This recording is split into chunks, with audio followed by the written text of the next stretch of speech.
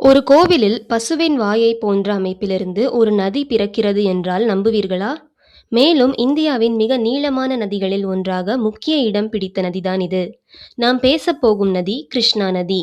மகாராஷ்டிராவின் மகாபலேஸ்வரில் உள்ள ஒரு பழைய கோவிலில் பசுவின் வாய் போன்ற அமைப்பிலிருந்துதான் இந்த நதி உற்பத்தியாகிறது. அங்கிருந்து தொடங்கி கர்நாடகா, தெலுங்கானா மற்றும் ஆந்திர பிரதேசம் என 4 மாநிலங்கள் வழியாக 1400 கிலோமீட்டர் பயணம் செய்து வங்காள விரிகுடாவில் கலக்கிறது. இந்த நதியின் குறுக்கே கட்டப்பட்டுள்ள நாகார்ஜுனா சாகர் அணை உலகின் மிகப்பெரிய கற்களால் கட்டப்பட்ட அணையாகும். அது மட்டுமன்றி ஸ்ரீசைலம் அணை மற்றும் விஜயவாடாவின் பிரகாசம் பேரேஜ் ஆகியவை இந்த நதிக்கு கூடுதல் பெருமை சேர்க்கின்றன. துங்கபத்ரா இதன் முக்கிய துணையாறு. விஜயவாடா கனகதுர்க்கை கோவில் மற்றும் ஸ்ரீசைலம் போன்ற புண்ணிய தலங்கள் இதன் கரையில்தான் உள்ளன. கோடிக்கணக்கான மக்களின் தாகத்தை தீர்ப்பதுடன் தென்னிந்தியாவின் நெற்களஞ்சியம் உருவாவதற்கும் இதுவே முக்கிய காரணம். இந்தியாவின் 4வது பெரிய நதியான கிருஷ்ணா நாட்டின் பொருளாதாரத்திலும் கலாச்சாரத்திலும் முக்கிய பங்கு வகிக்கிறது.